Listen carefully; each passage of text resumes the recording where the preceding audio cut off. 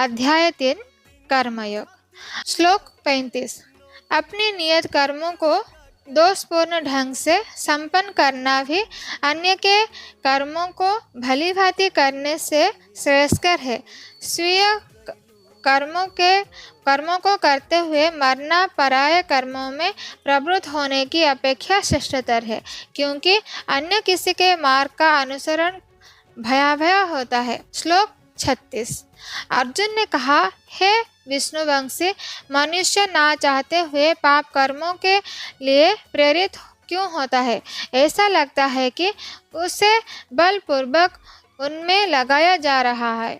श्लोक 37। श्री भगवान ने कहा, हे अर्जुन, इसका कारण रजोगुण के संपर्क से उत्पन्न काम है, जो बाद में क्रोध का रूप धारण करता है और जो इस संसार का सर्वव्यापी पापी शत्रु है। श्लोक 38। जिस प्रकार अग्नि धुएं से, दर्पण धूल से अथवा भ्रूण गर्भाशय से आवृत रहता है, उसी प्रकार जीवात्मा इस काम की विभिन्न मात्राओं से आवृत रहता है।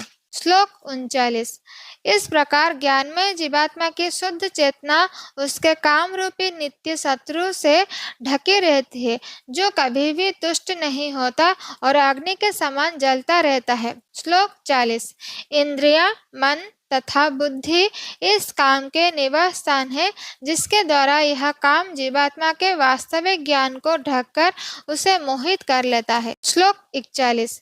इसलिए हे भरतवंशी में श्रेष्ठ अर्जुन, प्रारंभ में ही इंद्रियों को वश में करके इस पाप के महान प्रतीक का दमन करो और ज्ञान तथा आत्म साक्षात्कार के इस विनाशकर्ता का वध करो। श्लोक 42।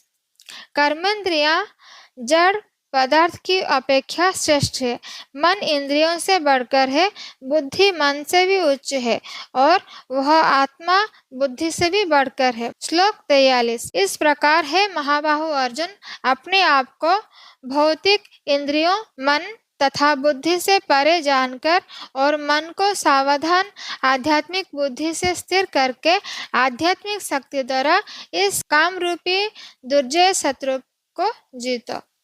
इस प्रकार श्रीमद् भगवद गीता के 3 अध्याय कर्मयोग का भक्ति वेदांत तात्पर्य पूर्ण हुआ।